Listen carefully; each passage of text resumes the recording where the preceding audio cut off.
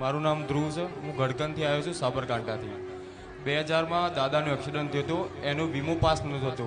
એના માટે બહુ ઘણા ચક્કર મેં મારી પણ 25 વર્ષે આજે વીમો 5 લાખના બદલે તમે 31 લાખનો પાસ કરી આપ્યો માં.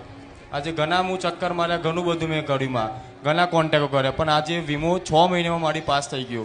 31 લાખનો વીમો પાસ થયો. બાએ માનતા રાખી હતી કે માતાજીના આગળ 2.5 લાખ રૂપિયા ત્યાં મૂકવાના, ચુંદરી ચડાવવાની અને ફૂલનો હાર.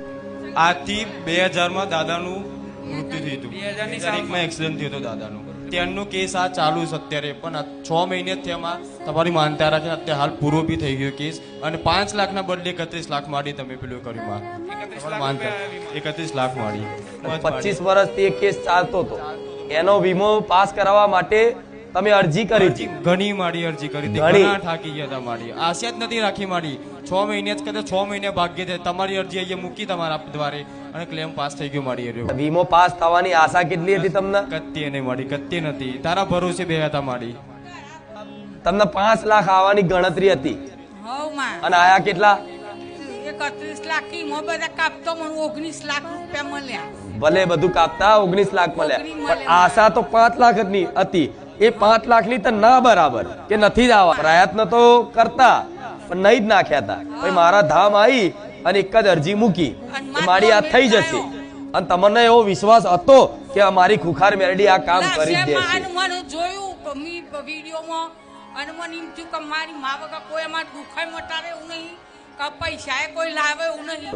ક્લેમ પાસ થયો એની માનતા હતી. બાય 2.5 લાખની માનતા એ રાખી હતી માતાજીના. હા, 31 લાખ રૂપિયા આયા એટલે 2.5 લાખ રૂપિયાની માનતા મૂકવાની રાખી હતી. માનતા સફળ થઈ.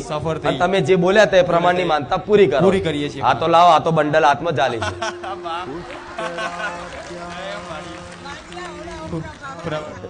જે જરૂર હોય ને મારે, હું નહીં કહેતી મારો ભગવાન મારી ગાદીએ બિરાજમાન છે, મારે કોઈ જોડે હાથ લાંબો કરવાની જરૂર નહીં પડતી.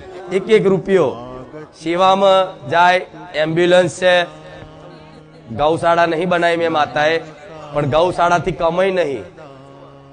ઘણી ગાયોને સારામાં સારી દવા, મતલબ ચાલુ ચીલાઈ દવા ના હોય, ગાયોના ઈલાજ માટે. વિડીયોમાં તો રોજ નહીં દર્શાવાતું આ બધું, પણ ગાયોના ઈલાજ માટે સારા મોંઘી દવા. જે જગ્યાએ દવા લેવા જાય ને એ મેડિકલ વાળો એવું કે અરે આટલી મોંઘી દવા તમે જાનવરો માટે લો છો, નવાઈ લાગે.